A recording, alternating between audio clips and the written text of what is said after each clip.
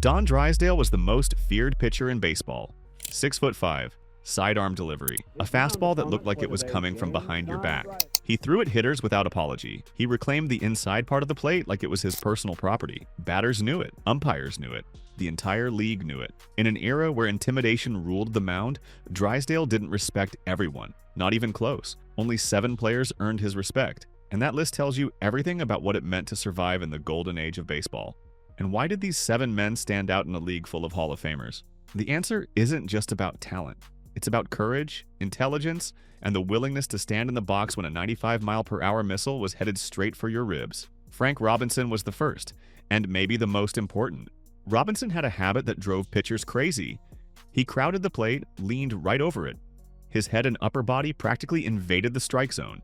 For most hitters, this was a strategy to cover the outside corner. For Robinson, it was a way of life, but against Drysdale, it was dangerous. Drysdale threw sidearm. That meant the ball looked like it was coming from behind a right-handed batter. It would tail back over the plate, or if the release was just a little early, it would drill you in the ribs. Robinson knew this. He stood there anyway. Drysdale hit Robinson more than any other player in the league. Let that sink in. This wasn't occasional. It was constant, and Robinson never charged the mound. Not once. He took his base, jogged to first, didn't complain, didn't glare, just moved on. Drysdale once said that Robinson respected him for the way he went about his job. But the truth is, it went both ways.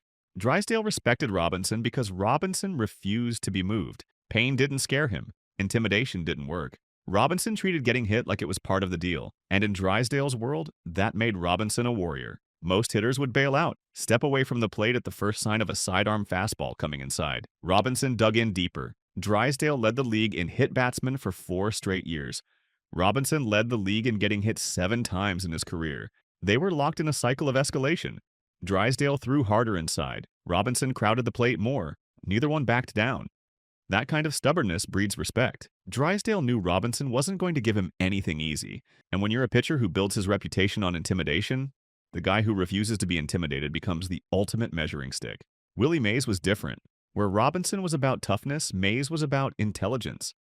The Dodgers and Giants played each other 22 times a season. It was a war. And Mays was the general on the other side. When Drysdale pitched, the Giants, Mays would do something unusual. He'd call timeout before the at-bat. That might sound like a small thing, but it wasn't. Most batters dig in. They use their cleats to carve out a foothold in the dirt.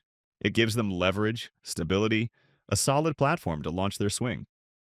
But against Drysdale, a deep hole was a trap. If a fastball came at your head, you needed to move. Fast. Being dug in anchored your feet. It delayed your reaction time by just a fraction of a second, and a fraction of a second was the difference between ducking out of the way and getting hit in the face. Mays understood this. He sacrificed leverage for mobility. He gave up power for survival. And by doing that in front of everyone, he was sending a message to the mound. He was saying, I know who you are. I know what you can do. And I'm not going to pretend otherwise. Drysdale saw this. He watched the greatest player in the game stop everything just to adjust the dirt because of him. That was the ultimate compliment. It proved his intimidation wasn't just working on rookies. It was altering the behavior of a Hall of Famer. Mays wasn't afraid. He was smart. And Drysdale respected that intelligence. He respected the fact that Mays refused to play the tough guy. Mays wasn't going to stand in a hole and hope for the best. He was going to give himself every advantage. That's what great players do. They adjust. The Dodgers and Giants rivalry made this even more intense. 22 games a season. Every game mattered. Every at-bat was part of a larger war. For Drysdale to dominate the league, he had to neutralize Mays. For Mays to carry the Giants, he had to solve Drysdale. This wasn't just about individual battles. It was about team survival. And in that context, the ritual of filling the holes became a dance. Mays was conceding the physical edge to gain a defensive advantage. He was sacrificing power for mobility. And Drysdale, watching from the mound, knew he had already won a small psychological victory before throwing a single pitch. But he also knew that beating Mays meant earning every single out, because Mays, light on his feet and ready to react, wasn't going to give him anything cheap. If you're enjoying this story, drop a comment and tell me which of these 7 players surprises you the most. I want to know if you think Robinson's toughness or Mays' intelligence is more impressive. Mickey Mantle was a different kind of respect. Mantle played in the American League, he was a Yankee. Drysdale was a Dodger. They didn't face each other often, only in the World Series and a few exhibition games. But when they did meet, there was something unusual between them. A rapport. Mantle once said that Drysdale would come to the batting cage before games and ask him, Where do you want it today, big boy? Think about that for a second. Drysdale was openly admitting he was going to throw at Mantle, and Mantle was laughing about it. This wasn't hostility, it was professional respect. Both men understood the game they were playing. Drysdale's job was to intimidate. Mantle's job was to crush home runs. Neither one took it personally. They were both superstars. Both carried their teams. Both lived with immense pressure. And both knew that the other guy was one of the few people on the planet who understood what that pressure felt like. Calling Mantle Big Boy was an acknowledgement. Mantle was one of the few players who matched Drysdale in sheer physical power. And asking where he wanted the pitch was the ultimate power move. It said, even if you know it's coming, you still might not hit it. In the 1963 World Series, the Dodgers swept the Yankees. Drysdale pitched a shutout in Game 3. Mantle was held scoreless, but there was no bitterness. Mantle didn't complain. He understood that Drysdale was doing his job, and Drysdale respected Mantle because Mantle embraced the danger. He stepped into the box with a smile. He accepted the terms of engagement. In Drysdale's world, that made Mantle royalty. They spoke the same language, the language of alphas who knew the cost of greatness. Sandy Koufax was Drysdale's partner, his teammate, his left-handed counterpart on the greatest pitching duo in baseball history. Koufax was everything Drysdale wasn't: quiet, elegant, over-the-top delivery, a rising fastball, and a devastating curveball. He struck batters out by making them miss. Drysdale struck them out by making them afraid. Together, they were unstoppable. When one pitched, the other rested. When one struggled, the other carried the load. They complemented each other perfectly. The artist and the enforcer, the scalpel and the sledgehammer. But the respect went deeper than statistics. In 1966, Koufax and Drysdale did something revolutionary. They held out together. They refused to play until the Dodgers paid them what they were worth. This was unheard of. Players didn't have agents. They didn't negotiate as a unit. They certainly didn't threaten to walk away. But Koufax and Drysdale did. They stood together, and they won. That holdout required trust. Drysdale was putting his career in Koufax's hands. Koufax was doing the same. They were partners in a fight against the system, and that fight forged a bond that went beyond the mound. Drysdale respected Koufax because Koufax achieved a level of perfection that Drysdale admired but couldn't replicate. Koufax glided through innings. Drysdale battled through them. Koufax was the genius. Drysdale was the warrior, but they needed each other, and they knew it. The Dodgers' rotation was built around them. When Koufax pitched, the team knew they had a chance to win. When Drysdale pitched, opponents knew they were in for a fight. Together, they gave the Dodgers an advantage no other team could match. A 1-2 punch that demoralized opponents before the first pitch was even thrown. When Koufax retired, early because of his elbow, Drysdale lost more than a teammate. He lost the one person who truly understood the weight he carried, the pressure of being the ace, the responsibility of carrying a championship team on your back, the loneliness of the mound when everything is on the line. That shared burden created a respect that no opponent could ever match. Koufax and Drysdale weren't just partners on the field.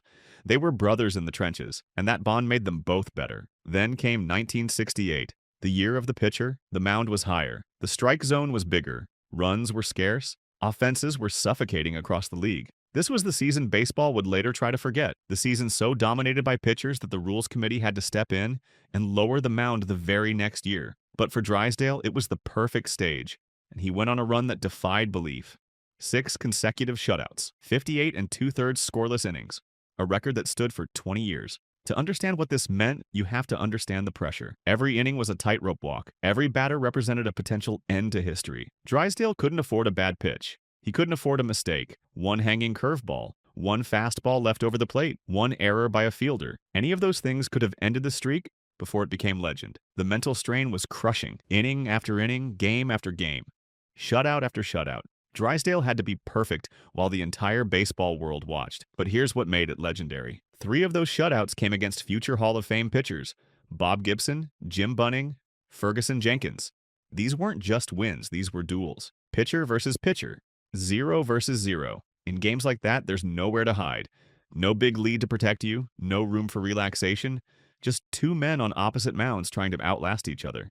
Beating them wasn't just impressive. It was historic. Bob Gibson was the mirror image. If Drysdale was the most intimidating pitcher in the National League, Gibson was right there with him. Maybe even meaner, Gibson was posting a 1.12 ERA that season, the lowest in the live ball era. He was invincible. Facing Gibson during the streak meant Drysdale had to outduel the best pitcher on the planet at the absolute peak of his powers. Gibson worked fast, threw hard, never smiled. He dominated the psyche of every batter he faced. Drysdale saw himself in Gibson. They were both alphas, Both predators, both enforcers. Beating Gibson wasn't just a win, it was validation. It proved that Drysdale could stand toe-to-toe with the ultimate warrior and come out on top. The respect here was the respect of equals. Two heavyweights acknowledging the power of the other's punch. Drysdale knew that if he gave up even one run against Gibson, the game was over. The streak was over. There was no margin for error, and Gibson pushed him to the edge. That pressure created respect. Drysdale didn't just beat Gibson, he survived him. Ferguson Jenkins presented a different challenge. Jenkins was a control artist. He struck batters out without walking anyone. He was a workhorse who would go on to win 20 games for 6 straight seasons. The Cubs had power hitters: Billy Williams, Ron Santo, Ernie Banks. Shutting them out was a massive accomplishment. But doing it while Jenkins was on the mound meant Drysdale had to match Jenkins pitch for pitch. Jenkins didn't give up runs easily. He threw strikes. He challenged hitters. He was efficient. Drysdale respected that efficiency. He respected the fact that Jenkins was a fellow 9-inning guy, a pitcher who didn't look to the bullpen for help. Beating Jenkins was a victory over a relentless machine, someone who never gave in. Jim Bunning was the veteran. By 1968, Bunning was near the end of his career, but he was still a fierce competitor. He'd won 100 games in both leagues. He'd thrown a perfect game. Bunning was a cerebral pitcher, a master of changing speeds and angles. Beating Bunning meant overcoming the old guard. It meant proving that Drysdale could outthink and out-execute a pitcher who had seen everything. Bunning was a grinder. He understood the business side of baseball. He was a leader in the early Players Association. Drysdale respected that professionalism. He respected the fact that Bunning, even as an older pitcher, could still force him to be perfect. The common thread with Gibson, Bunning, and Jenkins was the pressure of the low-scoring game. When Drysdale faced these men, he knew he was in a duel. Every pitch mattered. Every inning was a crisis. One mistake and the streak was over.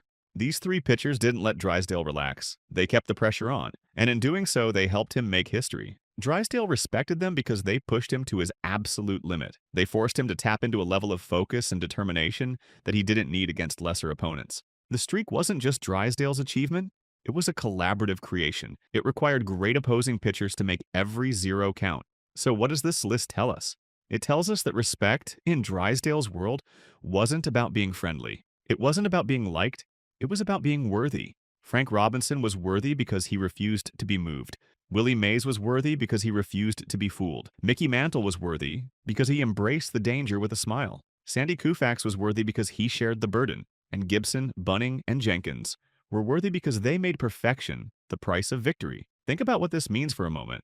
Drysdale played in an era where toughness was the currency of the game, where showing weakness could end your career, where pitchers owned the inside of the plate and batters had to fight for every inch of the strike zone. In that environment, earning respect wasn't easy. It required more than talent, more than statistics. It required a willingness to endure, to adapt, to stand your ground when everything inside you was screaming to step away. These 7 men did that. They proved themselves in the arena where Drysdale set the rules. And by doing so, they didn't just earn his respect. They earned immortality in the story of one of baseball's greatest competitors. The beauty of this list is its diversity. A warrior who absorbed pain. A genius who outsmarted danger. A rival who laughed at intimidation. A partner who shared the load. And 3 pitchers who turned a record-breaking streak into a test of wills. Each one brought something different to the table. Each one challenged Drysdale in a unique way, and each one left a mark that Drysdale carried with him for the rest of his life. These 7 men defined an era. They were the immovable objects in Drysdale's path. And by standing their ground, by refusing to back down, by forcing Drysdale to earn every out, they became part of his legacy. Drysdale's respect wasn't a gift. It was a stamp of approval that meant you had looked the most feared pitcher in baseball in the eye and refused to blink. In the dust-choked, unforgiving arena of 1960s baseball, that was the highest honor you could receive. Before you go, leave a comment and tell me which player you respect the most. Is it Robinson's courage, Mays' intelligence, or one of the pitchers who pushed Drysdale to his absolute peak? Let me know.